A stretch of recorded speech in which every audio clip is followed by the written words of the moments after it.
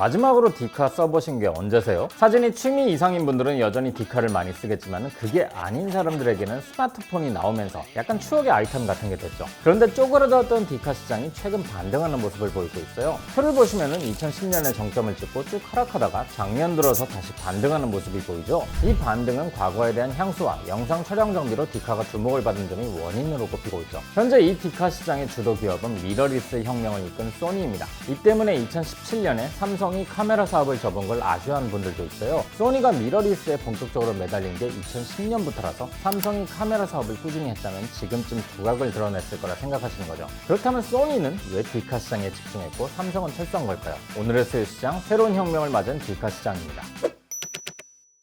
요즘 디카를 누가 쓰냐고 하는데 사실 맞는 말이긴 합니다. 요즘은 디카 잘 안 쓰니까요. 실제로 2010년에는 1억 2천만 대가 넘게 팔렸는데 22년에는 801만 대까지 줄어듭니다. 무려 판매량이 93.4%가 줄어든 거니까 사실상 디카 쓰는 사람은 이제 소수라고 봐야죠. 하지만 이건 판매 대수고 매출은 또 별개입니다. 캐논의 매출 자료를 보면 전성기 대비 판매량은 10분의 1로 줄어들었지만 매출은 3분의 1로 상대적으로 덜 줄어들었거든요. 물론 매출의 60%가 날아가 버린 것도 엄청나게 크긴 하지만요. 이렇게 판매량 대비 매출이 덜 줄어든 것은 스마트폰은 컴팩트 카메라 시장을 잠식했기 때문입니다. 소위 전문가용 카메라라고 불리던 DSLR은 매니아층이 쭉 구매를 해줘서 타격이 적었죠. 디지털 카메라 시장은 21년 기준 캐논이 점유율 1위, 소니가 2위, 니콘이 3위지만 현재 대세인 미러리스만 놓고 보면 소니가 강자입니다. 소니가 미러리스의 왕이 된 건 나름의 이유가 있었죠. 시간을 되돌려 2005년 소니가 코니카 미러타이 SLR 사업을 인수하면서 카메라 시장 진출을 선언합니다. 당시에는 카메라 시장의 전망이 좋았기 때문에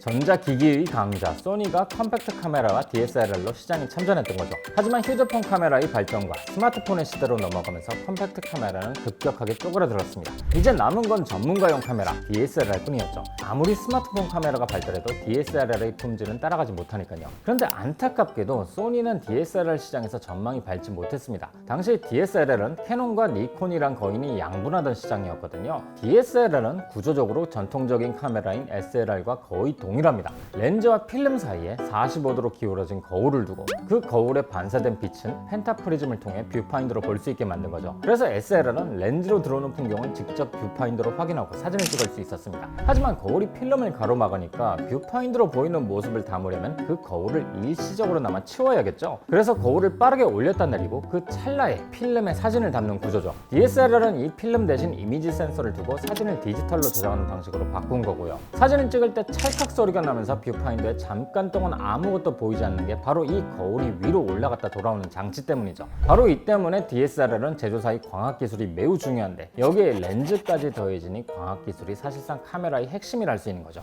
20세기 중반부터 카메라를 만들고 광학기술을 발전시켜온 캐논과 니콘에 비하면 소니의 광학기술은 사실 보잘것없었습니다. 그래서 자신들의 기술력에 자부심을 가지고 있었던 소니가 예외적으로 미널타를 인수해서 시장에 뛰어든 거죠. 하지만 그럼에도 그 격차를 메우기란 쉽지 않았던 거고요. 이 때문에 소니는 당시 디카 시장에 새롭게 등장한 미러리스를 채택하기로 합니다. 미러리스는 말 그대로 거울이 없는 카메라인데 거울이 없이 이미지 센서로 바로 빛을 받으니까 카메라의 구조가 굉장히 단순해집니다. 크기도 줄고 더 가벼워지죠. 그리고 기왕 디지털화를 한 김에 뷰파인더도 카메라 뒷면에 LCD로 부착하면 되는 거니까요. 소니가 광학기술은 경쟁사에 뒤처져 있어도 이미지 센서 분야에선 삼성과 더불어 시장 지배적인 위치에 있습니다. 즉 미러리스로의 전환은 소니가 시장에서 우위를 차지할 좋은 기회인 거죠. 실제로 미러리스의 등장 이후 디카 시장은 미러리스로 그 중심이 넘어가기 시작했습니다. 캐논과 니콘도 2020년 이후 사실상 DSLR 개발을 중단하고 미러리스에만 집중하고 있거든요. 미러리스가 대세가 된 이유는 간단합니다. 가볍고 작고 고속 촬영에도 좋고 딜레이도 거의 없거든요. 기존의 DSLR은 거울이 올라갔다 내려와야 하니 셔터를 누르는 순간과 사진이 담기는 순간에 시간차가 있을 수밖에 없고 이 때문에 고속 촬영도 어렵습니다. 하지만 애초에 거울을 빼버리고 디지털화를 추구한 미러리스는 다를 수밖에 없죠. 심지어 요즘 아이폰에도 적용되는 HDR 기술을 생각하면 셔터를 누르기 전부터 사진을 담고 있는 것이나 다름없고요. 특히 소니의 오토포커스 기능은 소니를 따라갈 회사가 없는 걸로 평가를 받고 있습니다.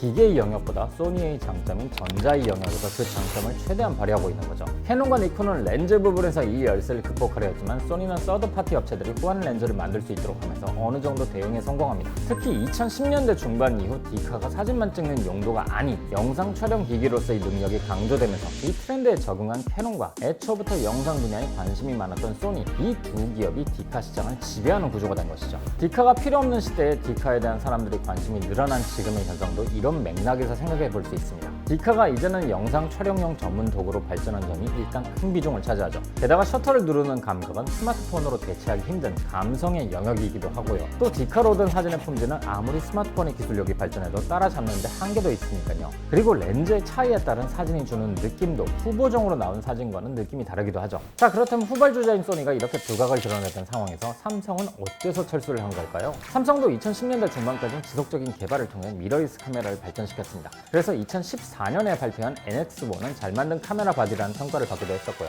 분명 삼성이 계속 사업을 추진했다면 결과를 냈었을지도 모릅니다. 사람들이 괜히 아쉬워하는 게 아니죠. 이 문제에 대한 답은 시장 규모와 경제성이 있습니다.